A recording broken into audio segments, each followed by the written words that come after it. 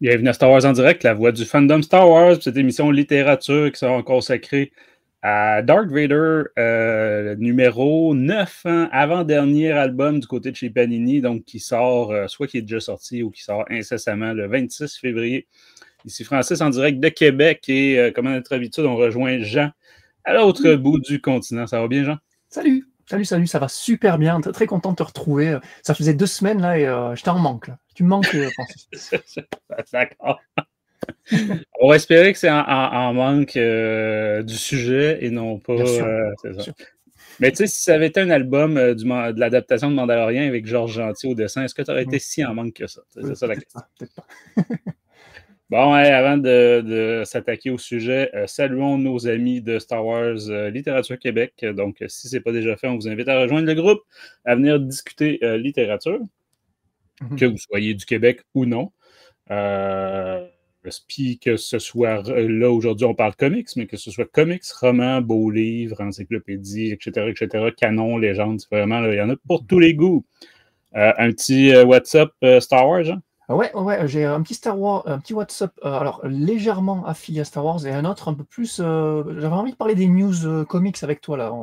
Il y a pas mal de changements au niveau comics là, des séries qui s'arrêtent, d'autres qui reviennent. Donc pour le WhatsApp un peu éloigné de Star Wars, on va dire. Là, je suis très fatigué aujourd'hui en fait parce que j'ai veillé hier et j'ai veillé parce que je suis allé voir le film, comment il s'appelle? The Brutalist, voilà. The Brutalist de Brady Corbett. Alors Brady Corbett, c'est un réal que je connaissais pas du tout. Et je sais pas si tu as entendu parler, c'est un excellent drame historique là, qui raconte la vie d'un architecte hongrois juif là, qui a survécu à l'Holocauste, qui est parti immigrer aux US, et puis il se lie d'amitié avec un riche industriel, tout ça. Mais quel est le rapport avec Star Wars, tu me diras? Déjà parce qu'on a Adrian Brody, alors lui qui n'a pas du tout joué dans Star Wars, pas encore en tout cas, mais qui joue le rôle principal et qui est excellent dans le film. Franchement, s'il n'a pas l'Oscar du meilleur acteur cette année, je sais pas, il est excellent. C'est mieux que dans Predators. Ah oui! Alors moi j'aime beaucoup Predators, plaisir coupable ou quoi, mais c'est vrai que lui, il est plus, on s'en souvient plus pour le pianiste que pour Predators. Voilà, ben là, c'est un peu dans la même lignée que le pianiste, hein, vu que c'est un peu la même époque, on va dire. Mais surtout, surtout, Adrian Brody est très très bon, mais il y a aussi l'actrice de Star Wars, Felicity Jones. Donc, c'est quoi? C'est Jyn Erso. Voilà. Jyn Erso de Rogue One, qui joue sa femme et qui est tout bonnement excellente aussi, donc très très bonne actrice, très très bon rôle. Les deux jouent avec un espèce d'accent de l'Est européen et c'est impressionnant, c'est vraiment impressionnant. Les deux sont les deux nominés, je crois qu'elle est nominée. J'imagine un accent hongrois. Voilà, et ils parlent hongrois dans le film et ils ont dû apprendre le hongrois pour le film. Alors je sais pas si leur hongrois est parfait, mais en tout cas, ça leur a permis d'être nommés les deux aux Oscars. Comme tu le sais, sur le continent nord-américain, on est beaucoup moins multilingue que vous pouvez l'être en Europe. Mais on m'a souvent dit que s'il y a une langue difficile à apprendre, c'est bien le hongrois, là, dans le sens que ça ressemble à rien d'autre, ça n'a aucune base avec absolument rien d'autre, même des environs. Aucune racine. Bref, chapeau si on appris ça. Ouais. Et bon, après, pour revenir plus sur Star Wars, j'avais envie d'un peu parler avec toi de cette petite section News VO. Donc là, on termine pas mal de séries en VO, donc tu l'as sûrement déjà vu. Ahsoka, donc la série en 8 numéros est terminée, là, ça y est, par Georges Gentil en partie, hein, d'ailleurs, j'ai hâte de la cette série. On a les Ewoks qui a terminé aussi la fin du mois.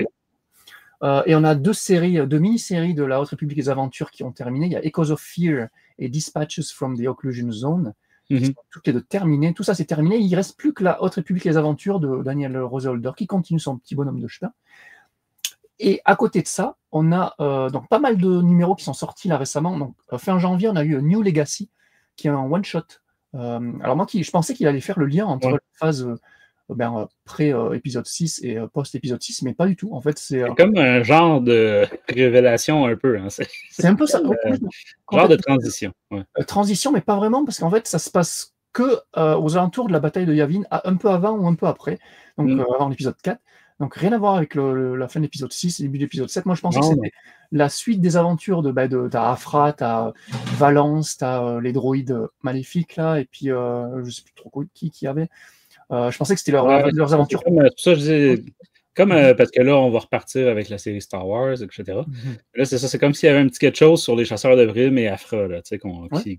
qui sont terminés depuis un peu plus longtemps. Donc, bon. Oui, mais voilà, moi, j'aurais préféré une transition de leur personnage. Mais en fait, c'est pas du tout ça. C'est plus des flashbacks de ce qui se passe Ouais. avant. Quoi. Bref, c'était bizarre, mais c'était pas mal. Après, tu as Legacy of Vador là, qui se focus sur le personnage de Kylo Ren. Je sais pas si tu as lu le premier numéro qui est sorti début février, mais. Ouais, ben écoute, les gens avaient beaucoup d'attentes. C'est drôle, hein, comment. Autant il y a des comics qui passent purement inaperçus, puis celui-là, c'est drôle, il y a plein de gens qui avaient des attentes, mais je pense que c'est en bonne partie à cause de l'équipe. Donc, on a Charles Soule au scénario et Luc Ross au dessin. Voilà. Donc, fait que Kylo Ren n'est pas nécessairement le personnage préféré des fans. Ben, quoi que l'autre comic sur Kylo Ren par Charles Soule avait été très apprécié aussi, hein, l'ascension de Kylo Ren. Je pense que la postlogie, c'est quand même le personnage qu'on retient, quand même, qui est le moins massacré, on va dire, le plus développé, peut-être. Oui, c'est vrai. Mais juste pour situer les gens, là, on est entre l'épisode 8 et 9, donc après la mort de Snoke.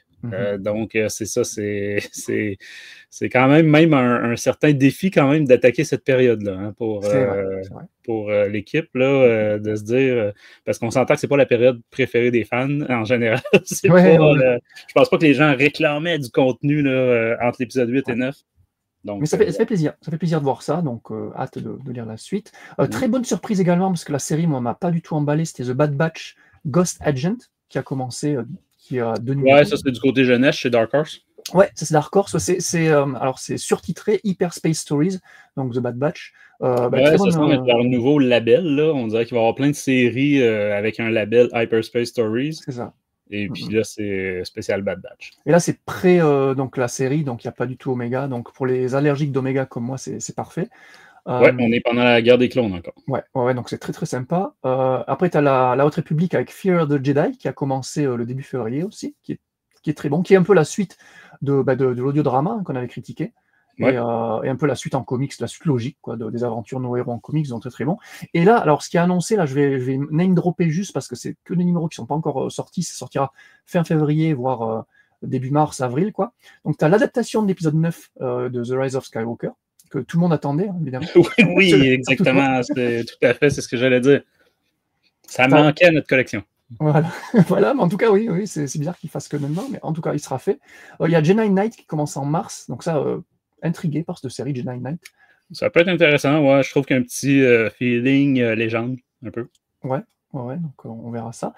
Hyper Space Stories, on en parlait, il y a une autre sous-série qui s'appellera Code Breakers, donc jeunesse. Ouais, Dark Horse, ils inondent le marché. Hein, c'est ça.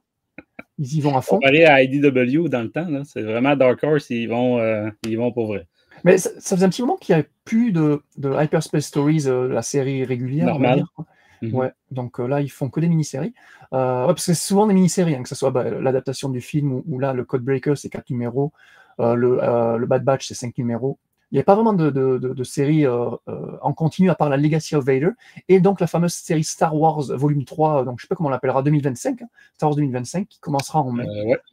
Voilà, donc ça c'est un peu les annonces qui ont été faites. Et on a hâte aussi, hein, parce que ça sera là du post-épisode 6.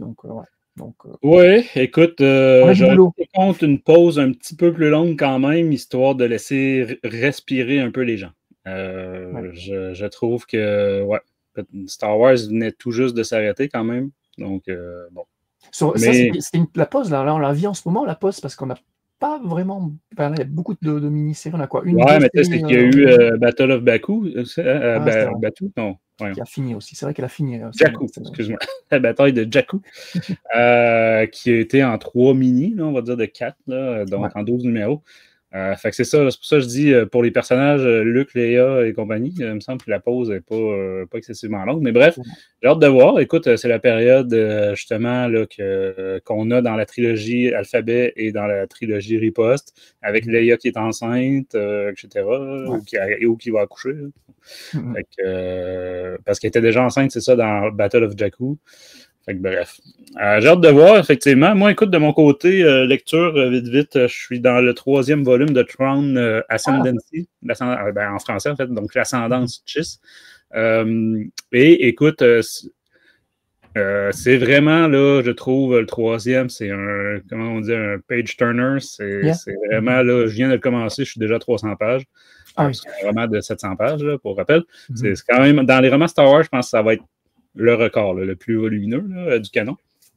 Mais vraiment excellent. Meilleur que le deuxième. Le deuxième, pour rappel, celui quand on se perdait là, dans de la chasse aux papillons. Les oiseaux, là. Il y avait vraiment un bout désagréable un peu. Mais ouais, c'est ça. Et écoute, sinon, on ne peut pas ne pas le mentionner dans le WhatsApp, mais aujourd'hui même est sortie la bande-annonce de Andor saison 2. Et écoute, je ne sais pas pour toi, moi, j'ai vraiment des attentes élevées. Là, je trouve que vraiment, avec cette bande-annonce-là, un choix éditorial assez spécial de mettre une genre de musique un peu rock'n'roll. Je ne me souviens plus le nom de l'artiste. OK. Sur du Star Wars, ça fait étrange un peu. OK, ce que je comprends, c'est que tu ne l'as pas encore vu.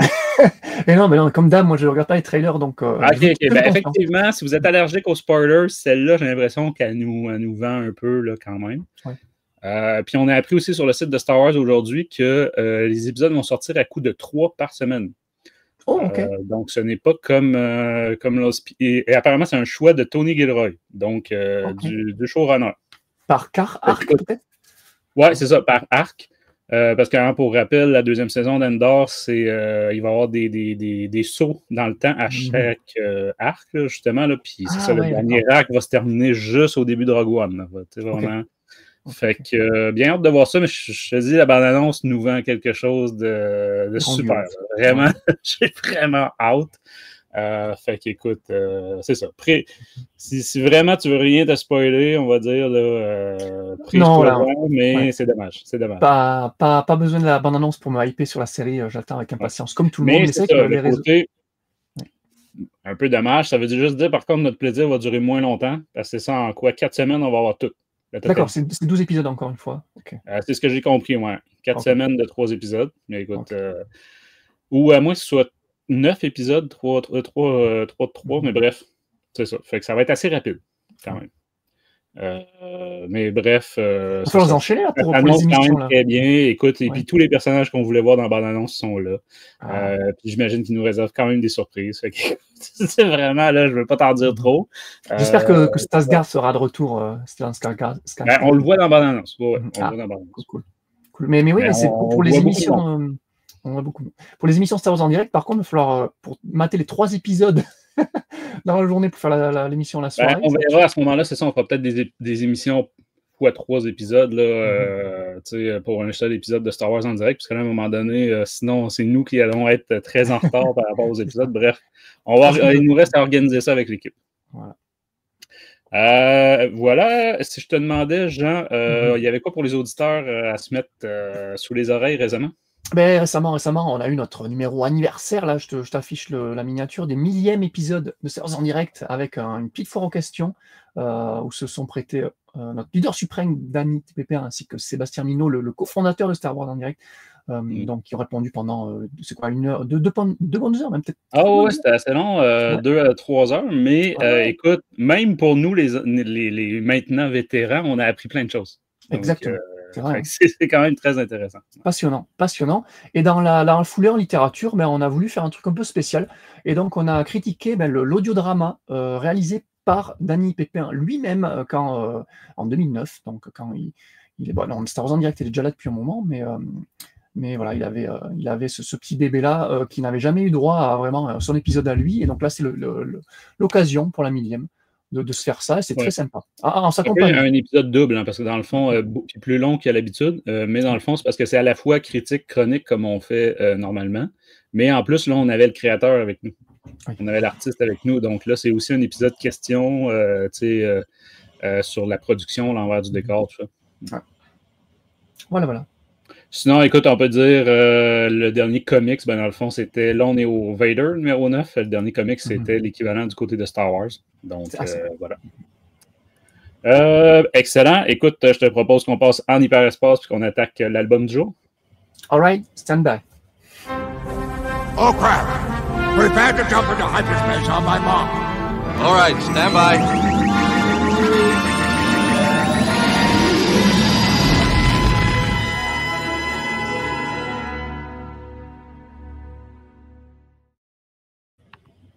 De retour de l'hyperespace, donc comme on disait en ouverture, on est là pour critiquer, chroniquer le numéro 9, l'album numéro 9 de Darth Vader, donc la série, ceux qui cherchent sur des sites encyclopédiques, tout ça, on est sur la série de 2020, à ne pas confondre avec celle de 2015 et celle de 2017.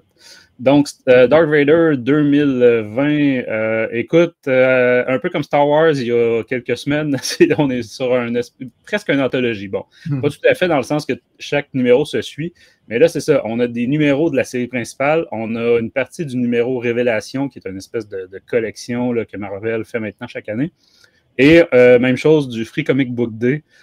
Donc, tout ça en un album. Fait que ça fait quand même un album assez volumineux, qu'on pourrait dire à peu près, 6 numéros et demi ou 7 numéros. Là.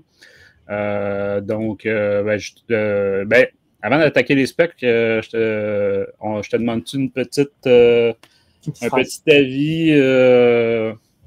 avis? En fait, est-ce que tu pourrais très, très succinctement nous résumer? On a terminé ça sur quoi? Le dernier album, numéro 8, c'était la conclusion de l'espèce de gros crossover Dark Droid. Fait que, comment ça se terminait cet album-là, Jean? Bonne question, j'ai un trou là. non, si, attends. Il finissait comment j'ai un trou, je sais plus du tout. J'ai pas relu le tome 8, comment ça, le tome 9. Donc, ça se terminait qu'on allait attaquer l'histoire du schisme. Donc, un schisme dans l'Empire. Oui, complètement. Il y a ça, oui. Cliffhanger de fou, oui. Il nous présentait le groupe qu'on va découvrir dans ce tome-là, effectivement. Dirigé, si on peut dire, par Sly Moore, donc une personnage qui est intéressante dans les comics, il faut avouer. Dans tout ce qui est film, tout ça, c'était juste un personnage qu'on voyait derrière Palpatine. D'un côté, tu avais Mas Amedda, puis l'autre, Sly Moore. Mais assez développé quand même dans les comics comme personnage. Oui, complètement. Depuis cette série 2020 par Ethan Sachs, je dis des conneries, c'est pas Ethan Sachs, aujourd'hui je suis pas bien. Non, c'est qui c'est l'auteur? Greg Pak, qu'est-ce que je dis? Voilà, Greg Pak, il a filé énormément. C'est ça. C'est Greg Pak qui est l'auteur de toute la série de Dark Vador 2020 depuis le tout premier numéro, et c'est lui qui a un peu réintroduit dans le canon et qui a pas mal développé en effet. Excellent. Écoute, justement, tant qu'on va faire la transition avec les specs de l'album, donc comme je disais tout à l'heure, on a le numéro 42 à 47 de la série, on a le Révélation 2023, le Free Comic Book Day 2024. On est dans une braquette de 19 € pour un 152 pages, fait que c'est quand même assez un bon rapport là, prix par page. Chronologie, on est en plus 3, donc on est entre l'Empire contre-attaque et les retours du Jedi, mais là, on est vraiment sur la fin. Greg Pak au scénario, écoute, et ensuite, côté artiste, que ce soit dessin ou couleur, les noms s'affichent à l'écran pour ceux qui nous ont en vidéo, mais c'est toute une collection. Le principal, c'est Adam Gorman, mais c'est ça, vu qu'on a le Révélation, on a le Free Comic Book Day, et on a 2 arcs, on va dire, là, c'est ça. Fait qu'on change de dessinateur à chaque fois. Voilà. En tout, 5 dessinateurs dans tout. C'est un peu ce qu'il y avait dans le tome de Star Wars. On en a un pour chaque mini bonus là, et un pour chaque arc, donc ça fait déjà 4, et un qui vient aider dans un arc. Donc ça nous fait 5 dessinateurs. Oui, puis généralement, on a le même coloriste aussi. Là. Il y a peut-être juste pour le Free Comic Book Day, je pense qu'on n'a pas le même coloriste.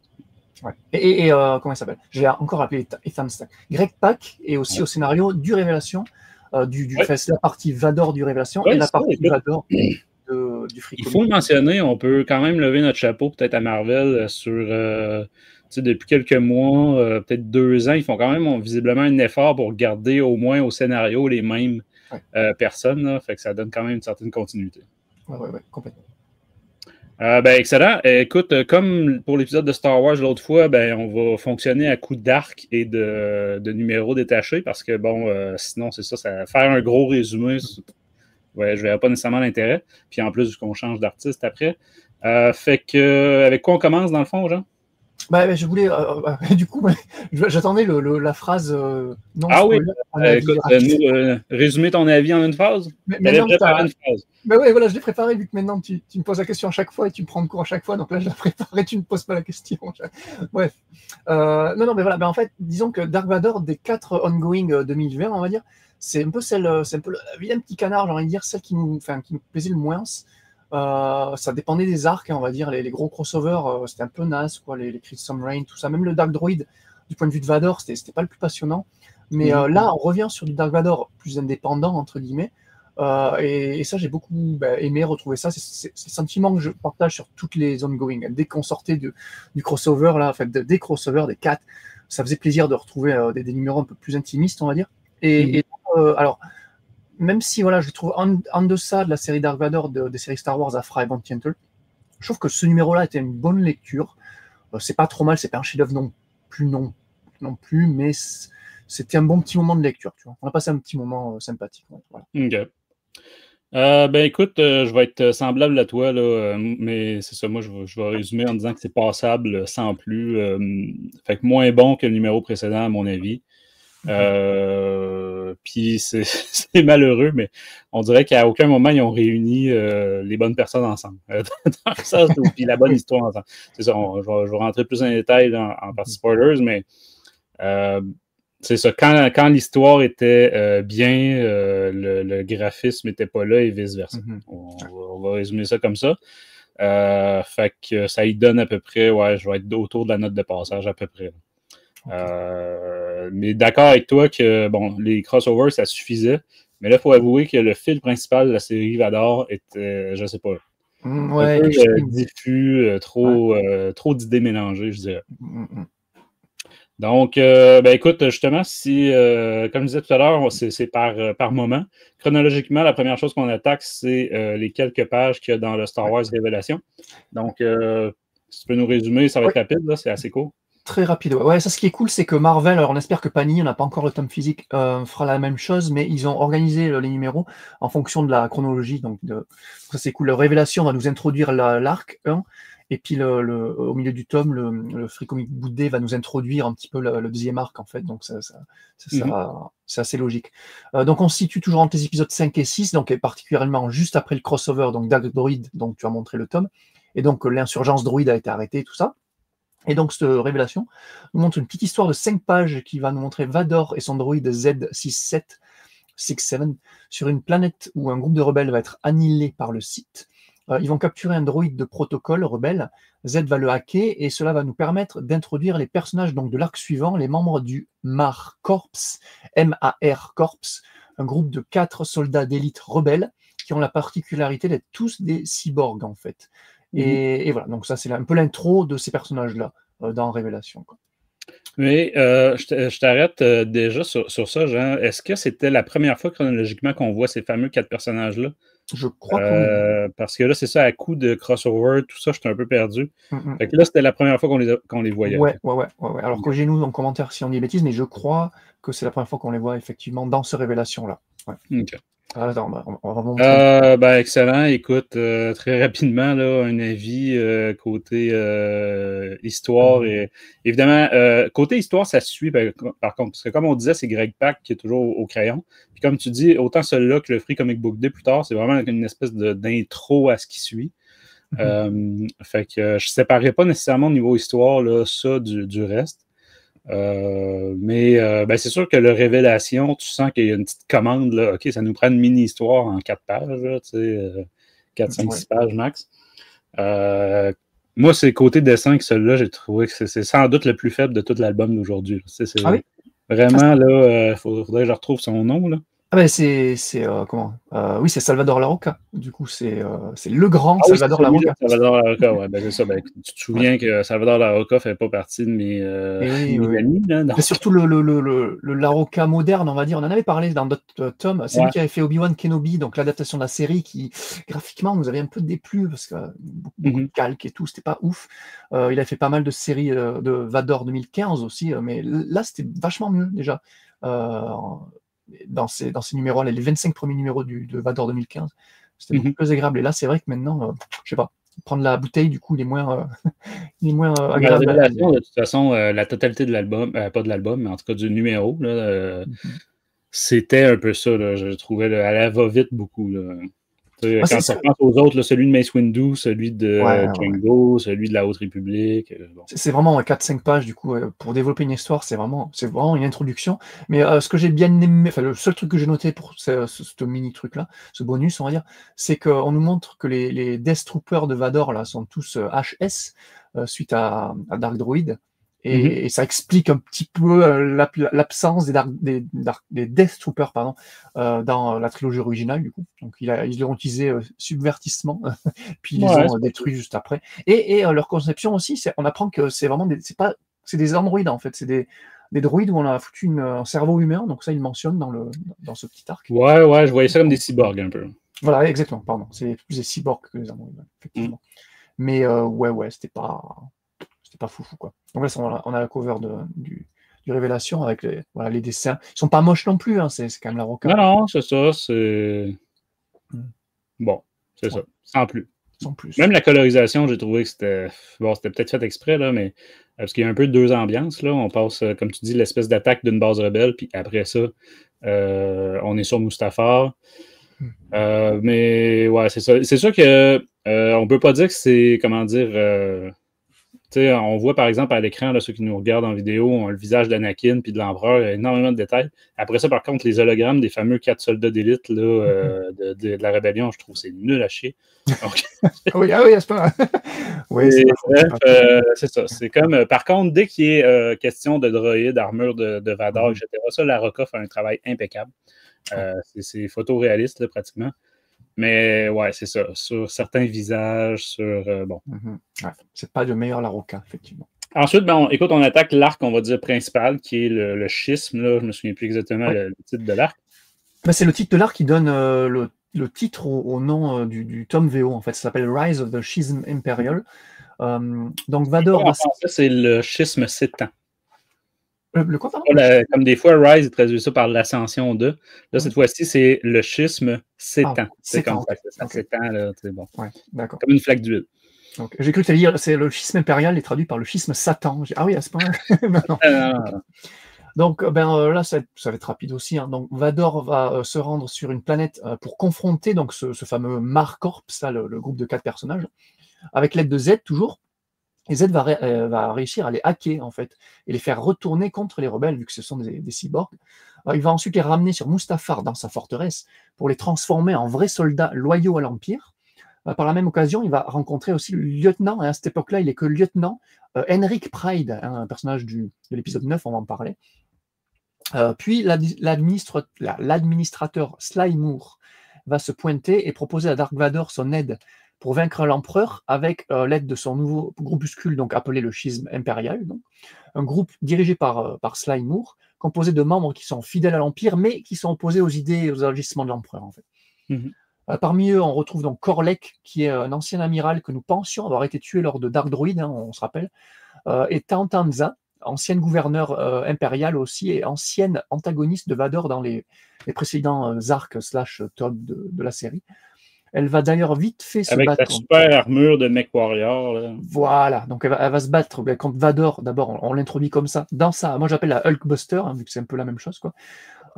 Mais voilà, donc c'est juste un test. Donc elle va s'allier. Donc Tantanza va s'allier cette fois-là avec Vador, alors qu'elle était antagoniste auparavant. Et Vador va également se joindre au schisme. Hein. Sly Moore va le convaincre de rejoindre le schisme. Vador va se pointer ensuite sur une planète avec son squad de cyborgs là, et attaquer une base rebelle. Ils vont récupérer une ressource importante dans son combat contre l'empereur, qui se révèle être une source d'énergie pour les cyborgs et l'armure de Tantanza. Un genre de batterie du futur, quoi, une espèce de tube luminescent, quoi. Ouais. Voilà. Ça ressemble à un fusible, un peu. Là. Voilà, ceux qui se connaissent un petit peu en électricité, là, ouais. Je montrerai des images un peu après. Le schisme va ensuite attaquer une usine de battle droid et transformer les droïdes loyaux à l'empereur, loyaux à Vador, là, encore une fois. De son côté, Moore, elle joue un double jeu, en fait, parce qu'elle révèle à l'empereur exactement tout ce que fait Vador de son côté. Donc, elle joue vraiment sur les deux tableaux. Moore va aussi recruter Henrik Pride, donc le fameux personnage de l'épisode 9, dans le schisme. Le schisme va se rendre ensuite sur Titan, donc la planète alors c'est la planète du premier temple Jedi dans le Legend. Je ne sais plus si dans le canon c'est toujours le cas. La planète de The Mandalorian ou réalisée par avec Grogu qui méditait là, sur, voilà. Et la première apparition de Boba Fett dans le canon Disney, on va dire quoi. L'épisode réalisé par Rodriguez.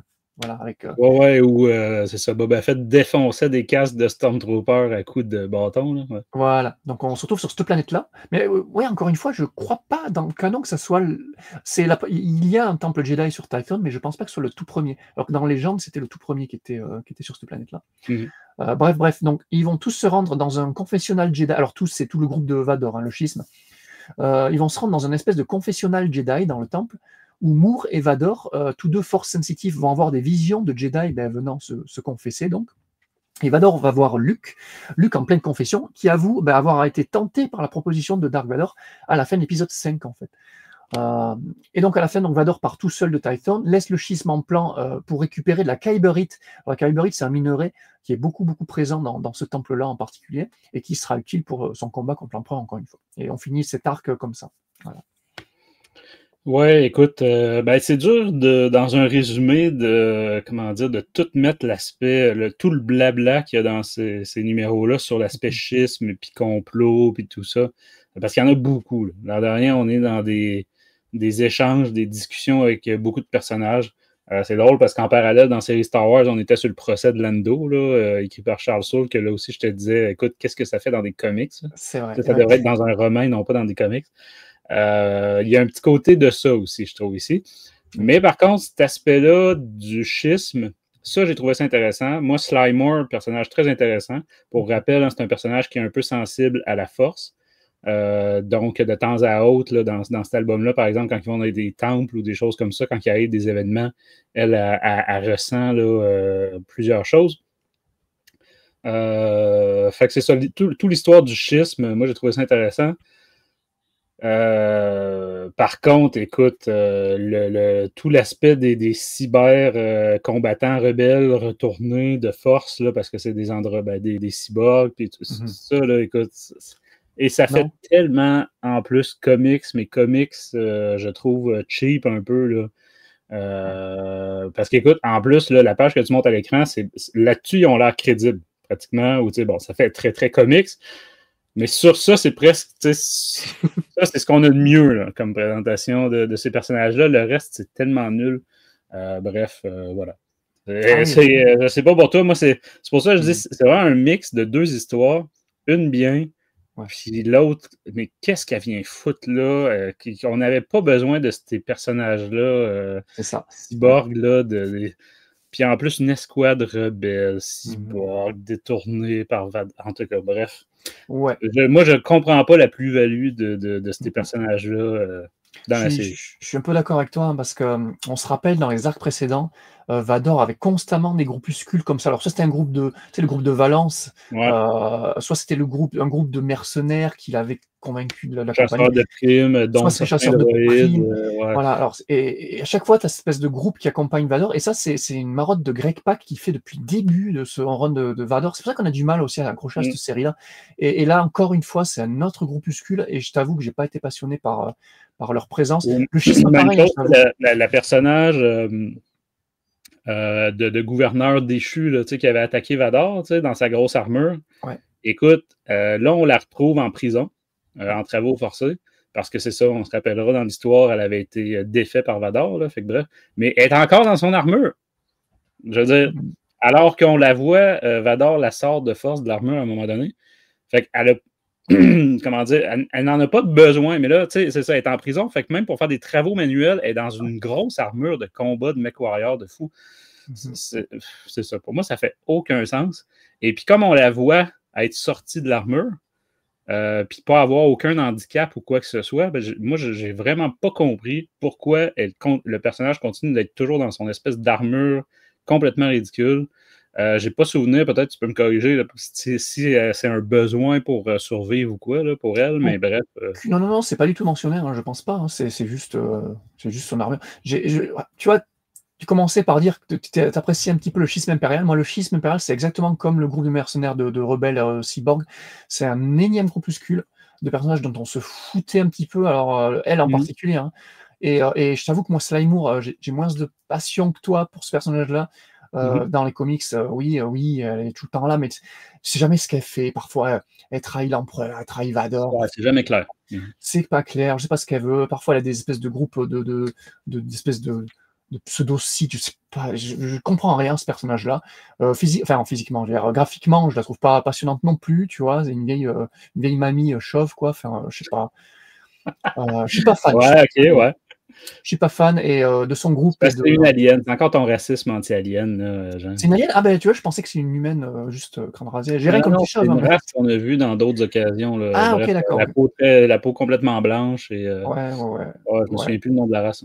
Mais tu sais que quand on en avait parlé au tout début de nos conversations sur ce personnage-là, quand on avait commencé cette série Vador, c'est toi qui m'avais dit qu'elle était dans les films. J'ai aucun souvenir d'elle dans la prélogie, quoi. Ouais, ben, tu écouteras la prélogie quand le chancelier, quand Palpatine s'adresse au Sénat. Il est entouré d'un côté, je ne sais plus à gauche ou à droite, mais d'un côté, c'est Mas Amedda et de l'autre côté, c'est Sly Moore. Ouais. Ben, Mas Amedda qui est beaucoup plus. C'est dommage que ce soit pas lui qui soit plus mis en avant. Alors là, au début du tome, il est un petit peu mis en avant et je crois que c'est la première fois qu'il se fait maltraiter par l'empereur. Généralement, l'empereur respecte Mas Amedda, il le maltraite jamais. Et là, il lui fout un coup d'éclair dans la gueule. Ah oui, il est vraiment vénère. Donc, Mas Amedda doit s'en prendre un petit peu de temps en temps, effectivement.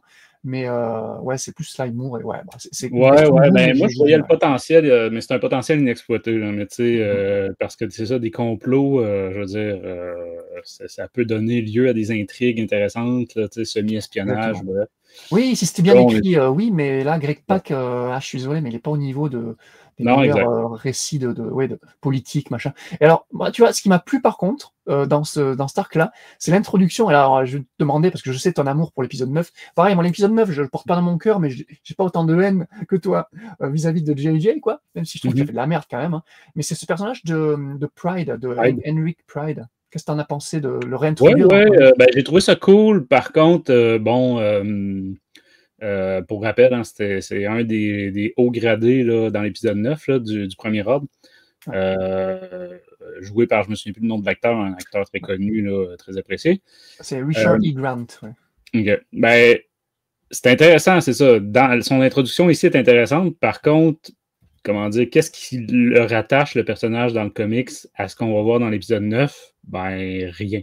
Dans le sens où, tu sais, c'est intéressant, là, mais je veux dire, ça aurait pu être un autre personnage. C'est ça mon point. Là. Mais c'est ça, un personnage impérial un peu déchu aussi, qui est comme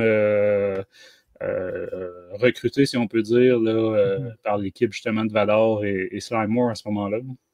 Ouais, donc version plus jeune, effectivement, dans ce comics-là. Moi, je t'avoue que c'est un personnage que j'aime bien dans l'épisode 9, que je trouve vachement plus charismatique que le général Hux qu'on a eu dans l'épisode 7 et 8. Et je trouve, ce qui est cool, c'est que l'acteur l'avait dit, je crois, en interview, qu'il s'était inspiré, alors peut-être un peu trop, hein, mais de l'acteur de Tarkin pour jouer son rôle. Et effectivement, c'est Tarkin-like. Hein, c'est le Tarkin de la postlogie, c'est lui. Et là, je trouve que justement, l'introduire, j'ai beaucoup aimé tous ces passages en fait. On en parlera plus dans l'arc suivant, mais justement, j'aurais espéré qu'il fasse le lien avec l'épisode 9, parce que dans l'épisode 9, on se rappelle, il est sur Exegol, déjà. Et donc là, moi j'aime toujours bien ça, même si les films... au début, il n'est pas sur Exegol. Au début, il n'est pas sur Exegol. Mais voilà, c'est plus tard qu'il fera le lien avec ça. Et j'aime bien quand, tu vois, il donne un petit peu de miettes que les films n'ont pas pu nous donner. J'aime bien ce genre de petits clins d'œil et j'ai bien aimé l'avoir introduit. C'est la première fois qu'on le voyait en comics. Hein. D'ailleurs, c'est la première fois qu'on le voyait n'importe où dans l'univers étendu de Star Wars, hormis l'épisode 9, et je trouve ça intéressant de l'avoir mis là. Quoi. C'est vrai. Je trouve Sinon, écoute, comment tu as trouvé les dessins de ce premier arc par Adam Gorman? J'ai beaucoup aimé Gorman. Alors Gorman, lui, il a rien fait sur Star Wars. C'est son premier boulot pour Star Wars, mais il a fait plein de trucs. Moi, je le lis sur Dune en ce moment. Il a fait du Godzilla et des Tortues Ninja que je lis aussi. J'aime beaucoup sa patte. Je trouve que c'est plus grossier. Ça fait très comics, mais un peu. Moi, ça m'a fait penser à du Dark Empire avec des espèces de dessins, des visages très anguleux. Même Dark Vador, à la limite, t'as l'impression qu'il a un casque anguleux, même le dôme, tu vois, il est presque anguleux. Le nez, les mentons. Je trouve que ça fait très comics noir et blanc. Des années 80-90. Fait au stylo, là, pointe fine. Là, puis, mais c'est ça, sans s'attaquer, sans perdre énormément de temps sur les détails de visage. Puis tout ça. Ouais. Après, Easy Bear dans tout ce qui est vaisseau, décor, il n'y a pas de souci. Je trouve que les scènes de bataille sont un poil mollassonnes. Il y a un passage où tu as un Star Destroyer qui va se cracher et et tu ressens rien, quoi. Enfin, je trouve ça un peu plat. Ouais, tu te dis, OK, c'est vraiment que ça. Là, ouais, c'est ça, on aurait aimé avoir un peu plus. Là, ouais. Ouais. Et pareil, les scènes de baston, mais Mais avec écoute, le découpage est très dynamique. Moi, j'ai remarqué ça. Justement, dans les scènes d'action, entre autres, toute cette séquence-là. Ouais. Donc, c'est pas folichon. Mais... Alors là, j'y pense, mais les visages anguleux, ça fait aussi très Clone Wars, du coup, vu que c'est un petit peu le parti pris de la série. C'est vrai. Donc, ouais. Sympa sans plus, quoi, les dessins. Voilà. Mais à certaines pages, j'ai trouvé que ça sentait le vite fait un petit peu.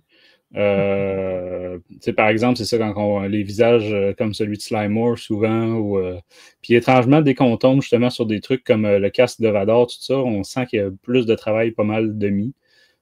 Mais c'est un style, écoute, c'est ça, c'est pas laid. C'est pas laid. Non. La couleur aide beaucoup aussi, hein, donc c'est plutôt coloré, c'est plutôt sympa.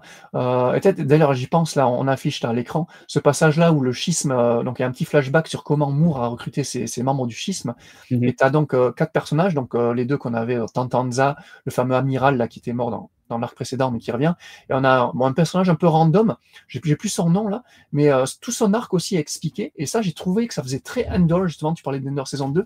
Il m'a fait penser à Cyril ou Cécile Cyril, je pense. Cyril, ouais. Et le fait que voilà, il y a un arc similaire, hein, il fait partie de l'ISB. Donc le personnage qu'on a à l'écran ici, là au milieu, fait partie de l'ISB, il va se faire virer de l'ISB parce qu'il fait son taf et tout, ça, c'est vraiment calqué sur Andor. Et voilà, donc petit clin d'œil, c'était sympathique, quoi. Et le vieux d'en bas aussi, c'était rigolo parce que lui, voilà, c'est quand ils sont recrutés les 4. Alors là, je reviens sur le scénario, je suis désolé, c'est un peu décousu. Je suis un peu fatigué, mais ce personnage-là, donc Moore demande aux 4 qu'est-ce qu'ils ont contre Vador, et les 3 premiers vont critiquer mais méchamment Vador en leur disant que je suis dans la merde, l'Empire m'a viré à cause de Vador, en gros, qui a fait n'importe quoi, alors qu'eux respectaient les protocoles, les ordres et tout ça. Et le dernier, c'est, comment il s'appelle, le vieux, j'ai plus son nom encore une fois. Lui, par contre, n'a rien contre Vador, et par contre, il a envie d'avoir un appointement, un rendez-vous avec l'empereur, et ça, par contre, Moore ne veut pas. Donc, elle le zappe directement, et il se fait buter direct, en fait. Il passe pas comment t'appelles ça, le test l'entretien d'embauche, voilà, exactement. Donc, assez rigolo comme passage, et c'est des passages, tu disais, très politiques, très ça se passe dans des bureaux, c'est très froid comme passage. Oui, c'est ça, c'est vraiment pas comics. Voilà, c'est pas comics du tout, ouais. Il n'y a pas d'action, il n'y a rien, donc ce numéro était spécial, on va dire. Voilà. Ben, excellent. Écoute, ensuite, on peut dire qu'on tombe, encore une fois, une petite transition. C'était dans le Free Comic Book Day 2024, donc au printemps dernier. La moitié était sur Luke et l'autre, sur la série Star Wars, et l'autre était sur la série Vador. Donc, qu'est-ce qui se passe dans ce semi-tome, on va dire? Je me souviens plus c'est combien de pages, mais c'est peut-être une dizaine de pages. C'est ça, exactement. C'est une dizaine de pages. C'est un peu plus long que le Révélation, là, c'est 10 pages. Donc ça reprend directement après l'arc du schisme, hein, et ça nous introduit donc l'arc d'Exegol qu'ils appellent. Donc l'avoir mis là c'est cool d'avoir mis ce bonus-là au milieu, ça fait sens. Donc Vador, il va utiliser donc la Kybérite, on le disait, dans son plan pour défaire l'empereur. On va retrouver Sabé, donc la handmaiden de Padmé, Amidala, qui avait accompagné Vador, on se rappelle, hein, dans beaucoup de tomes précédents. Elle va retrouver Warba Kalip. Alors Warba, c'est un personnage qui avait aidé Luke dans ses recherches de la Force dans la série de comics Star Wars de 2015 et dans les tout derniers numéros. À la fin, quand il était vraiment temps que ça finisse. Exactement. Et je t'avoue que j'avais complètement zappé ce personnage. Donc là, Sabé veut retrouver Luke, c'est son but, là, son objectif. Donc elle va demander les infos à Warba, hein, qui l'a vu il n'y a pas trop longtemps, on va dire chronologiquement.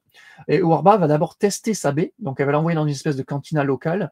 Et Sabé, au lieu de faire la mission que Warba va lui demander, elle va plutôt sauver un client qui se fait harceler.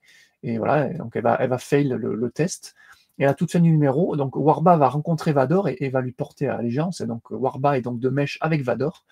Et voilà. Et donc en gros, ce numéro-là permet la réintroduction du personnage de Warba. Et heureusement, parce que moi j'avais complètement zappé ce personnage de la série de 2015. Je sais pas toi.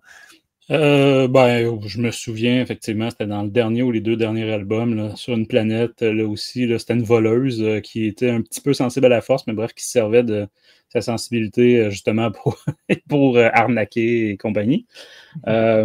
Évidemment, Luke faisait son Luke, là, donc en essayant de la ramener sur le droit chemin. Mais je me demande si c'était pas Greg Pak aussi qui avait écrit cet arc-là à la fin. Oui, on avait dit, ouais, Greg Pak a écrit, que ce soit le Révélation ou ce FCBD 2024, c'était lui. C'est pas mauvais dans le sens que ça va servir justement à Sabé pour, contacter Luke. Là. Fait que, faire appel à un personnage du passé. Là, et mentionnons que ce soit dans la série Star Wars, dans la série Vador, et cette fois-ci, le Free Comic Book Day est très, très bien intégré. C'est vraiment une excellente transition dans les deux cas. Et à la fin des numéros, par exemple, le 45, ça dit la suite dans le numéro du Free Comic Book Day. Oui. Et après ça, dans l'autre, tu as la référence aussi. Fait que, tu sais, je trouve pour les lecteurs, c'est beaucoup plus facile de s'y retrouver. Ou est-ce que souvent le Free Comic Book Day, ben, on passe par-dessus, il n'apparaît pas dans nos listings ou dans la série normale. Ouais. Même chose, Révélation, c'est ça, c'était écrit là, la suite dans le numéro 42. Fait que c'est ça. Ça, je trouve, au moins cette fois-ci, c'est quand même très bien organisé. Oui, et Panini reprendra ça, donc normalement. Donc, je trouve que Panini aussi fait un très bon travail sur ça.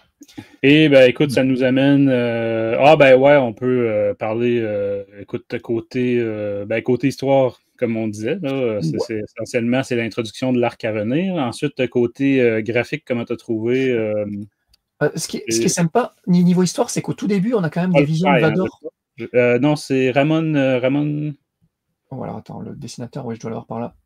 Dessinateur, c'est Ramon Rosanas. C'est ça. Voilà. Donc lui, il avait fait, il est sur le one-shot Star Wars The New Legacy, là, donc qu'on parlait en WhatsApp, qui est sorti fin janvier. Et il est là de temps en temps dans du Star Wars. Ouais, il a fait Inquisitor qu'on chroniquera plus tard, il a fait quelques Age of Resistance, tout ça, donc voilà, quoi. Donc, non, moi, j'ai bien aimé sa patte, quoi. Globalement, mon Star Clan, déjà, j'ai bien aimé, au début, on a Vador qui a des visions, et les visions sont intéressantes parce que on a l'impression que déjà à cette époque-là, il a plan de convaincre Luke pour essayer de renverser l'empereur, et tu sens qu'il est déjà peut-être, je sais pas, mais sur le chemin de la rédemption en voulant aider son fils en fait à ce moment-là. Donc voilà, plus le côté Sabé Warba qui est sympathique, mais qui nous a juste révélé que Warba est de mèche avec Vador. C'était plus le début du numéro qui m'a plu, quoi. Voilà. Pour le scénario, il y a juste ça. C'est rapide. Excellent. Je ne sais pas si tu voulais montrer à l'écran quelques extraits là, au niveau visuel, mais c'est ça. C'était beau. Sans plus. Là, c'est quand même très détaillé. Fait que c'est ça. Là, pas garoché, pas. Voilà. Non, c'est cool d'avoir ce Rosanas dans Star Wars. Je suis content que. J'espère qu'après le Legacy, il fera autre chose. Parce que oui, c'est très très beau, c'est très coloré encore une fois. Vador n'a pas de soucis. Je sais qu'il y en a qui aiment moins un style aussi précis, aussi justement détaillé là, au niveau, comme je disais, du stylo très point de fil. On le voit à l'écran, par exemple, ici, avec les visages de l'empereur ou des choses comme ça. Ouais, c'est pas mal fait. On sait que l'empereur, c'est en quelque sorte le test là, du dessinateur, s'il est bon ou pas. Ouais. Chewbacca, Yoda, l'empereur, tu sais, t'as des personnages comme ça où. Et là, c'est pas mal fait. Ouais. Puis même chose, tout ce qui est casque de Stormtrooper, de Vador, tout est très très bien. Fait que c'est vraiment là, il y a une maîtrise là, et il y a du temps de mis, c'est de la précision. Ouais. Et écoute, ça nous amène à notre dernier arc qui est très court de 2 numéros 46-47. Où est-ce que là, tout le monde l'attendait, là, on souhaitait ça, on y rêve la nuit, mais enfin, on retourne sur Exegol. Voilà, donc le titre de Star votre excitation, tout le monde. Voilà, donc The Raising of Exegol, c'est le titre de Stark-là, en 2 numéros donc. On enchaîne direct avec donc Sabé qui va retrouver Warba.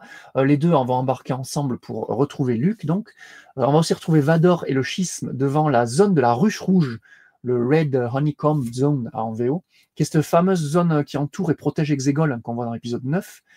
Donc, ils vont traverser cette espèce de nébuleuse, arriver sur Exegol. Et là, le schisme va se combattre contre les cultistes Sith qui habitent sur Exegol.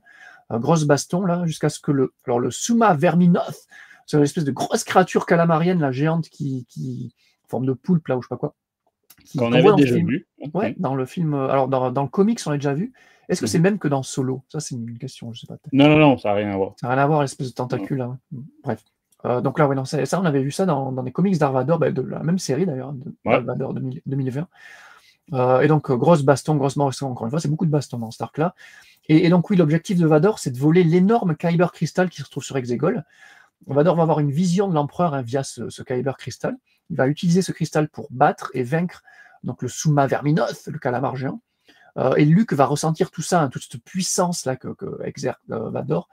Luke va ensuite rencontrer Sabé à la toute fin du numéro. Donc voilà, petit cliffhanger de fin, c'est un mini cliff, on va dire, mais ça reste un cliff quand même, qui nous laisse sur Luke avec Sabé, quoi. Voilà. Et Sabé qui paralyse Warba aussi. Warba, c'est vrai, effectivement. Voilà. Mais Sabé, ben, c'est toujours la même chose. On ne sait jamais comment dire à qui elle va être fidèle. Ouais, de quel bord elle penche à ce moment-là, effectivement. Donc, Exegol, t'en penses quoi d'Exegol? Ben, écoute, c'est sûr que dans tout récit, le classique, c'est qu'à la conclusion, on rappelle un peu l'introduction. On referme ce qu'on avait ouvert au début. Fait que c'est sûr que Exegol, ce monstre-là, justement, c'est ça. Il y avait déjà ça au début de la série. Fait qu'il y a une certaine logique à fermer cette porte-là. Au-delà de ça, moi, Exegol, c'est un concept que je déteste. Oui. Écoute, je rentre ça dans la catégorie des merdes que nous a déféqué J.J. Abrams. Mais sinon, écoute, c'est ça. Là, on retrouve quelque chose qu'on avait déjà au début de cette série-là. Là. Fait que on ne peut pas dire que c'est complètement illogique. Et là, c'est ça, Vador va réussir à vaincre cette fameuse créature-là. Ben, écoute, je sais pas, ouais, c'est Vador, là, mais avec ce fameux cristal-là, ou en tout cas, il active une espèce de canon à mouche géant. Là, écoute, c'est assez classique, on va dire, dans le sens que ça rappelle plein d'histoires de science-fiction et fantastique qu'on connaît. Là, on pourrait Seigneur des Anneaux, nommez-les, là, mais bref, c'est ça, une grosse lumière qui s'en va dans le ciel, puis qui, voilà. Le 5e élément.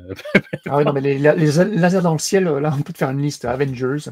Ouais, c'est ça. Ouais. Sinon, écoute, au-delà de ça, tout l'aspect des espèces de bodybuildés avec des masques ou des. C'est ça, bon, c'est ça. Mais qu'on voit sur la couverture là, du 46, là, je ne comprends juste pas ce concept-là. Là, bon. Mais c'est ça, c'est une petite conclusion aussi voyons, l'empereur qui, lui, comment dire, qui est satisfait quand même de Vador, que Vador il soit arrivé, puis tout ça. Oui, c'est un test. Encore une fois, on reste avec les tests de l'empereur, c'est fou, quoi. Un xème test de l'empereur, effectivement, que c'est ça, Vador va passer au travers. Fait qu'écoute, sans plus. Mais tu sais, on a encore les personnages du schisme aussi dans cette histoire-là, et tout ça. Là. Mais ouais, on a toujours le Mar, on a toujours le schisme, et ils sont là. Et, c'est ça, pour combattre des gens d'Exegol. Ouais, donc, même si moi, je t'avoue avoir un poil plus préféré, on va dire, allez, même niveau. J'ai beaucoup aimé, encore une fois, le côté Endor de l'arc précédent. Mais là, le deuxième arc, alors, Exegol, effectivement, je trouve que ça provient effectivement de la très très mauvaise écriture. Il n'y avait pas que JJ, hein, il y a aussi son scénariste attitré, là, j'ai plus le nom en tête, là, mais lui aussi, il est coupable d'avoir pondu ça. Mais moi, alors c'est grâce au jeu Lego Star Wars Skywalker Saga, c'est con, hein, mais il y a un passage de l'épisode 9, évidemment, où tu vas sur Exegol, et il y a des niveaux sur Exegol, et ça m'a permis de développer comment, pas un amour de cette planète-là, parce qu'il n'y a pas vraiment grand-chose à faire, même dans le Lego, mais tu peux la visiter un petit peu. Il y a le bouquin aussi, comment ça s'appelle, Shadows of the voilà. Ouais, l'aventure de Lando et Luke ensemble. Voilà, donc qui parle un peu de ça aussi. Et je t'avoue que moi, encore une fois, c'est les petits liens au film, ça me fait un peu plaisir. Alors, je suis un peu déçu d'ailleurs que le comics nous fasse pas rentrer carrément dans la forteresse de l'empereur, tout ça, montrer un peu plus d'Exegol, on reste sur la surface, littéralement. J'ai bien aimé la baston schisme versus les cultistes, là. En fait, voilà, on a un peu la conclusion de pourquoi Vador a fait tout ce qu'il a fait dans tous les numéros précédents de ce tome-là. Donc, le recrutement du Mar, le hacking, les droïdes qu'il a hackés, la chimérite, tout ça, même les batteries Duracell qu'il a. Tout ça faisait partie du plan de Vador pour voler ce fameux Kyber Crystal. Alors, d'où il était au courant? Alors, il était peut-être déjà passé. Oui, il est déjà passé sur Exegol, vu qu'on a vu cette créature déjà un peu avant. Donc, il était au courant. Donc, oui, effectivement, ça fait sens. C'est le scénario Greg Pak relie avec l'histoire qu'il avait pondue au début. J'ai bien aimé aussi la présence de Sabé. Ça fait toujours plaisir, Sabé. C'est toujours un plus de la voir. Moi, j'aime bien ce personnage. C'est cool. C'est vrai. Et j'aime bien les visions. On à part, en passant, elle n'est pas sur Exegol à combattre des monstres géants. Non, elle est toujours dans la recherche de Luke, et c'est pour ça que j'ai hâte de chroniquer le dernier tome 10 avec elle en compagnie de Luke, hein. C'est quand même la meilleure pote de sa mère, donc ça fait plaisir quand même, sa mère biologique. Et j'ai bien aimé aussi les visions de l'empereur, enfin la vision de Vador avec l'empereur. Ce qui est sympa, c'est que là, Greg Pak, il avait l'habitude, tu te rappelles, de toujours mettre des visions, des extraits de films, en fait, qui nous saoulaient, parce que Des franchement, flashbacks, oui. flashback, voilà. Et là, il s'est retenu pour ce tome-là, donc ça c'est cool. Et au lieu de ça, il a quand même C'est vrai. son king des visions, mais là c'est des visions un peu originales. Non, c'est pas tout à fait vrai. On a des flashbacks aussi de l'Empire contre-attaque. Ah oui, effectivement, tu as raison. Ouais. Quelques pages de. Ouais. Voilà. Mais là, on a plus la vision de Vador qui se voit diriger la galaxie en compagnie de son fils. C'est un what if Dark Vador aurait convaincu Luke. Donc c'était sympathique, quoi. Mais ouais, non, ça vole pas haut niveau scénario, effectivement. Sinon, écoute, côté graphique, comment tu as trouvé le travail? C'est, comment il s'appelle, Raphaël Yenko ou Raphaël Yenko? Raphaël Yenko, ouais, c'est le gars qui a fait le plus de numéros avec Greg Pak sur cette série-là. Donc il revient un petit peu. Je crois que c'est lui qui va conclure la série aussi. Écoute, c'est pas mon dessinateur préféré. Toute la série Dark Vador, justement, aussi, je la trouve un petit peu terne au niveau dessin. Enfin, terne, ça serait plus les couleurs, mais là, c'est vrai que son trait ne m'a pas trop convaincu, on va dire. Ah ouais? Malgré ce fait-là, je trouve que c'est quand même bien dessiné. Vador est bien dessiné. Les scènes d'action sont pas mal. Il y a pas mal de destruction là dans Stark là. C'est quand même plutôt joli, donc ça reste sympa sans plus. C'est vraiment sympa sans plus. C'est vraiment mon sentiment pour ce tome-là, quoi. Moi, je dirais que c'est probablement dans les numéros d'aujourd'hui, présents dans cet album-là, je dirais que c'est le meilleur. Ah oui? Ouais, c'est vraiment, c'est très joli. Pas nécessairement. Puis des fois, j'apprécie beaucoup le style cartoon. Cette fois-ci, on n'est pas du tout dans ce style-là. Mais justement, au niveau des visages, tout ça, il y a quand même beaucoup de travail. Fait que, ouais, quand même très satisfait de son travail. Puis ça m'amène, on n'en a pas tant parlé depuis le début, mais au niveau des couleurs. Écoute, c'est dans ce numéro-là que vraiment on a du magnifique, là, justement, entre autres, l'arrivée à Exegol, puis l'espèce de nébuleuse là, au-dessus de nuages rouges, puis les ambiances, le monstre, etc. Là, fait que vraiment, là, très, très beau travail. On le voit à l'écran là, pour ceux qui nous écoutent sur YouTube. Écoute, je cherche le nom du coloriste principal. C'est lui qui a fait pas mal tout l'album au complet, là, sauf. C'est vrai que le coloriste, tu fais bien de le mentionner parce que c'est pareil, il y avait un passage sur Tython, je crois. D'ailleurs, Tython, qui ressemble pas du tout au Tython de la série. Hein. On se rappelle donc la série de Mandalorian. Ouais. Là, c'est un autre passage. Alors, c'est marrant parce que moi, Star Wars, je pensais que chaque planète avait son. Federico Bli, qui s'appelle. Voilà. Et donc là, pareil, sur Tython, la couleur est magnifique. T'as une espèce d'éclair superbe avec des effets de lumière magnifiques. C'est vrai que la couleur, respect pour Billy, du coup. Big up à lui. Effectivement, la couleur sublime un peu le tout. Ouais, exact. Fait qu'écoute, ça fait essentiellement le tour de cet album numéro 9. Comment que, si tu avais à y donner une note, ou est-ce que tu as des choses à dire avant de donner une note? Vite fait, des variantes cover, ce qui est cool, c'est que ce tome-là, chez Marvel a pas mal de variantes cover, elles sont quasiment toutes incluses, et je dois dire qu'elles sont plutôt de qualité, quoi. Alors, je sais pas si... si on commençait par les officiels, Jean... oui, pardon. Bon, là, on ne parlera pas du Révélation et compagnie. Entre autres, le Free Comic Book Day, c'était l'œuvre de Phil Noto. Mais du côté des officiels, c'était Francis. C'est le Francis Yu. Ouais, c'est comme un duo, en fait. Là, sont deux, si je ne me trompe pas. Là. Ouais, c'est Lenny Francis Yu et Romulo Fajardo Jr. qui sont tout le temps ensemble, effectivement, dans les covers régulières, que ce soit Dark Vador ou les autres. Hein, ils ont fait plein de trucs. Je ne veux pas dire que je suis fan, là, certains, c'est ça, je trouve, mais dans certains cas, c'est très joli, dans d'autres, beaucoup moins. Par exemple, ce que je monte à l'écran, le 44 et 42, là, bof. Puis même pour la couverture de l'album, à la fois le TPB Marvel ou celui de Panini, personnellement, je serais allé beaucoup plus avec le 45. Vador, je trouve, celui-là, je trouve très, très, très réussi. Ils sont allés plutôt avec la 43, là, où est-ce que c'est Vador qui a comme découpé un trou dans un mur. Là. Encore une fois, très belle, mais... Ouais, elle est jolie. C'est pas un passage du comics, donc c'est un peu dommage. Moi, je préférais celle-là, la 45, ou même celle où tu vois un peu les autres, soit le schisme, soit le mar, quoi, même si, qui tease un petit peu ce qui se passe dans le tome, quoi, mais apparemment, c'est pas le seul tome comme ça, mais il y a beaucoup de fois où tu as le tome, c'est un peu random, quoi. Ils ne vendent pas ce qui se passe vraiment dans le tome, donc c'est un peu dommage. Non, effectivement, je suis d'accord. Tu parlais de Pride tantôt, on aurait pu, ça aurait été intéressant. On l'a juste sur le 42. Mais même encore, est-ce que, en tout cas. Ouais, pas folle non plus, quoi. Donc, c'est sympa sans plus. C'est C'est vraiment. ça, exact. Puis côté variante, là, il y avait beaucoup plus beau. Ah ouais, il y a du lourd, là. Là, je te montre là, une variante là, qui est magnifique. Tu vois, ils auraient dû prendre celle-là pour la cover de. Alors là, c'est Alan Qua, et je la trouve magnifique, mais un truc de fou. Donc voilà, donc je te laisse développer le temps que je trouve les autres, parce que. Ouais, exact. Ben, dès que tu mets Mustafar puis Vador, ça n'a pas le choix de faire des très beaux résultats. Voilà. Et donc là, ensuite, ben, Giuseppe Camonchelli, donc ça c'est un nom qu'on connaît aussi, donc il Exact. fait plutôt sympathique avec le feu derrière, la Vador toujours très stylé. Et donc après, c'est voilà la compilation de pas mal de. Alors si tu sors toutes les extras pour les fameux mois spéciaux ou les je sais pas quoi, si tu te concentres sur les Vador, elles sont vraiment très très stylées, quoi. Vraiment, t'as Alex Milev qui fait énormément de covers Star Wars aussi, magnifique.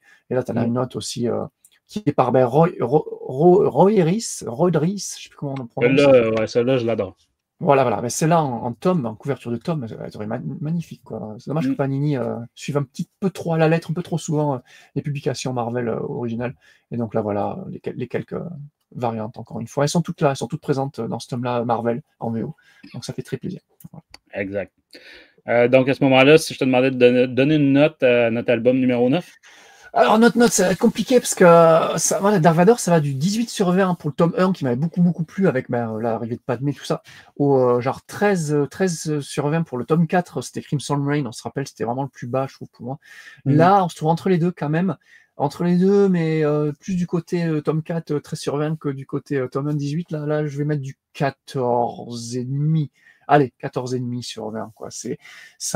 C'était une bonne lecture, c'était sympathique. Il y avait quel passage, encore une fois, le passage Andorre m'a bien plu. Alors, les liens avec l'épisode 9, ça me plaît quand même, tu vois. Ça me plaît. Encore une fois, j'ai ce sentiment Shadow of the Sith un petit peu avec Zegol. Ils essaient de nous donner des liens. J'espère qu'ils continueront de faire les liens et qu'ils développeront l'univers d'Exegol, même si je sais que ce sera peut-être pas toi ce que tu préférerais, mais qu'il faut étoffer cet épisode 9, en fait. Je crois que ce qui manque à l'épisode 9, c'est du contenu, quoi. Ah ouais? Écoute, je partage pas du tout ton non. analyse, personnellement. Plus on peut le distancer, mieux c'est. Mais il est canon, on n'a pas le choix. Moi, ça me fait chier aussi, j'aurais préféré un film bien meilleur, mais il est là. Non, mais tu sais, des fois, je dis pas, par exemple, le roman qui se déroulait entre le 8 et le 9 était très bien. C'était Resistance Reborn, donc... Ah oui, il était bien sûr aussi. Ouais. Je me souviens plus de la traduction, là, mais quelque chose de la résistance renaît ou je sais pas. Quelque chose comme ça. Mais, fait que tu sais, c'est ça, là, c'est pas... fait que, par exemple, la série avec Adam... pas sur Adam Driver, mais sur Kylo Ren en ce moment est quand même prometteuse. Là. Mais voilà, c'est ça. Moi, c'est ça les concepts d'Exegol. Mais je sais que Greg Pak était parti là-dessus dès le départ avec cet album-là. Cette série-là là, de Star Wars 2020. Mais tu sais, on est entre l'Empire contre-attaque puis le Retour du Jedi. Il me semble qu'il y avait autre chose de plus intéressant à traiter que sans arrêt revenir à Exegol. L'autre personnage, d'ailleurs, on est content, il n'est pas présent cette fois-ci, là, mais comment il s'appelait, là, son espèce de... Ochi, non, mais heureusement qu'il Ochi de Bespin. Oh là là, mais heureusement que le roman sublime ce personnage, mais le comique le détruit complètement, quoi, c'est dommage. Moi, c'est Sabé, honnêtement. Là, ce que je trouve, chapeau à Greg Pak d'avoir les liens avec la série de romans aussi, en bonne partie sur Sabé. Donc, on fera une petite conclusion de la série avec le tome 10, parce que le tome 10, il sort bientôt. Il sortira même avant, si je dis pas de conneries, le Star Wars, ou pas? Je sais plus. En tout cas, ça sera le dernier de la série. Mais avant d'attaquer le dernier, écoute, c'est ça. Moi, tu vois, je vais lui donner exactement la note de passage, donc 60%. C'est ça, c'est pas mon meilleur de cette série-là, au contraire, mais c'est pas le pire non plus. Je pense que le pire, j'avais donné au numéro 7. Je sais pas si tu te souviens, celui avec Afra aussi sur le dessus. Là. Ah oui, t'as pas aimé. C'est difficile parce qu'en 2020, au travers de toutes les crossovers qu'il y a eu, les séries de 2020, que ce soit Star Wars, Vador, Bounty Hunters ou Afra, c'est difficile de porter un jugement sur la série parce que c'est comme 50% au moins de la série qui est gobée par les crossovers. C'est éparpillé un peu, c'est vrai. Je te pose la question maintenant, mais on en parlera plus longuement pour le tome 10. Mais c'est pas... Moi, c'est mon vilain petit canard, cette série Dark Vador des 4. Toi, est-ce que c'est le cas ou pas vraiment? C'est dur à dire, ça dépendait des numéros. Il y a des numéros, je trouvais ça quand même bien. Quand je regarde au niveau palmarès, là, notes et compagnie, j'ai l'impression que peut-être Bounty Hunters est la moins bonne. On fera la moyenne, pour rigoler. Ouais, effectivement, je vais être curieux de voir la moyenne, mais ouais, c'est ça. C'est pas dans mes préférés, non, effectivement. Et puis, même si c'était prometteur au début, là, je dois avouer, là, le retour de Stafford, tout ça, au début, c'était très bien parti. C'est ça, c'est dommage. Rappelle-moi, tu as donné quelle note? 14,5. J'ose pas mettre 14. C'est trop proche de Crimson Reign, qui est vraiment nul. J'ai peut-être surnoté. Tu peux pas arrondir au chiffre, hein, c'est ça. Il faut que tu donnes des décimales. Ouais, voilà. Plus 14. Ouais, 78. Plus 14 que 15, je t'avoue, là. Ouais, c'est vrai que ça tend plus vers le bas, ouais. Ce qui reste, c'est correct, hein, non. 14 sur 20, c'est pas une mauvaise note non plus, mais dans mon barème, on va dire que c'est plutôt mauvais. Ben, excellent. Donc, écoute, justement, on peut aborder quand même le prochain numéro. Un peu comme Star Wars, ça va se terminer avec juste 3 numéros, mais il faut mentionner que les numéros finaux, dans les deux cas, numéro 50, c'est des méga numéros là, de 50 pages, donc c'est deux fois et demi un comics standard. C'est pour ça que je me posais la question pour Star Wars, pourquoi faire un tome de 3 numéros, mais effectivement, c'est un tome de 4 numéros et demi, on va dire. Et Dark Vador, il proposera en plus donc le petit one-shot anniversaire, La Menace Fantôme, les 25e anniversaire. Ouais. Et, donc, il y aura ça en plus. Donc, en fait, on a un tome normal, en taille normale, 140 pages, quoi. Ouais, c'est ça. Puis c'est vraiment conclusion de cet arc-là. Donc, il reste que dans les deux cas, écoute, on pourra l'aborder rendu à ces émissions-là, mais on ne vient pas spécialement se rattacher au retour du Jedi. Ça, c'est quelque chose que j'aurais apprécié, que vraiment on ait l'impression d'une transition directe, là, que ça finisse et OK, c'est le début. Ça, c'est un petit peu côté Star Wars, mais pas tant que ça non plus. Puis Vador, pas du tout. Mais bref, là, on spoil un peu notre prochaine émission. Ouais. Un petit peu, hein, parce qu'il va continuer à chercher Luke, vu que c'est un peu sa mission, et dans l'épisode 6, c'est ce qu'il veut, c'est ramener Luke, quoi. Donc, un petit peu. Ouais. Donc, ben, excellent, c'est sûr. C'est quand même note de passage. On va conclure cette édition de Star Wars en direct littérature. Comme toujours, venez nous donner votre avis dans les commentaires, que ce soit YouTube, Facebook et compagnie, entre autres directement sur Discord. Rejoignez notre Discord si ce n'est pas déjà fait.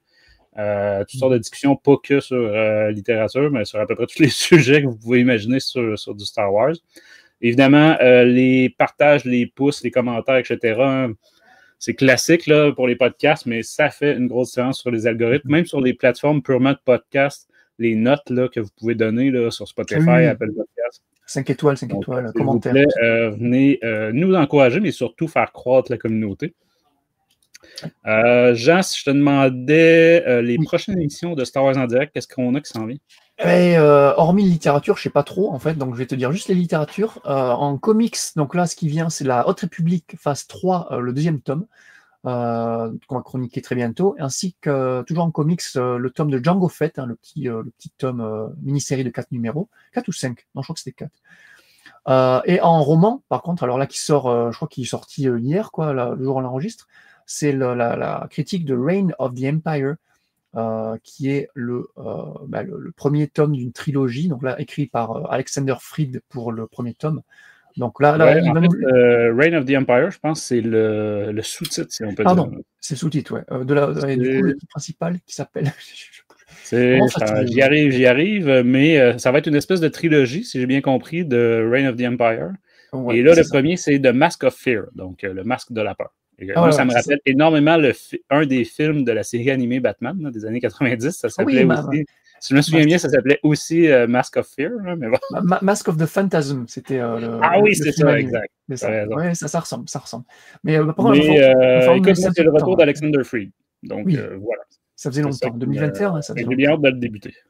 Ouais. Mais par contre, le temps ça risque d'être un livre très long, donc le temps de le lire, d'analyser tout ça. L'émission, on va avoir peut-être 2-3 comics avant de publier. Ouais, puis on va peut-être avoir des membres de l'équipe intéressés là, qui avaient décroché un peu de la Haute République, mais là, c'est ça quand on tombe sur du. Parce que là, on est en plus dans une période que les gens adorent en général, là, la construction de l'Empire puis tout ça. Fait que, tu sais, même il y a des gens qui comment dire, c'est ça qui les allumait sur la série Bad Batch. C'était pas les aventures dans Bad Batch, c'était tout l'aspect de cette chronologie-là qu'on n'a pas tant que ça, là, habituellement.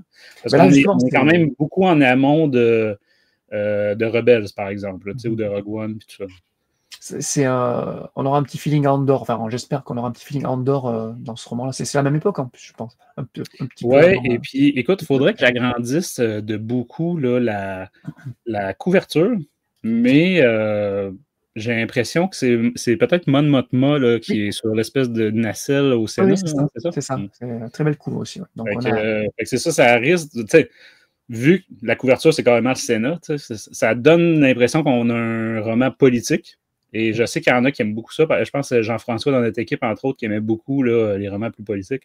Ah, ce serait cool de le voir revenir en critique, JF. Ouais. Voilà, écoute, sinon, il y en a un troisième comics, par contre, qui sort la même journée. Je pense qu'il y en a 3. C'est ça, il y a La Haute République, le deuxième. Il y a Django Fett. C'est quoi le troisième déjà? C'est-tu La Haute République Jeunesse? Ah. Faudrait que je vérifie. Mais bref, il y en a 3 qui sortent la même journée au mois de mars. Okay. 19 mars, je crois. Fait que, bon, on verra lequel qu'on critique en premier, etc. Okay. Fait que voilà, écoute, merci Jean. Et merci à toi. Ce qu'il me reste à dire, c'est que de la part de toute l'équipe, merci d'avoir été à l'écoute de Star Wars en direct, la voix du fandom Star Wars. Et que la force soit avec vous. Bye tout le monde.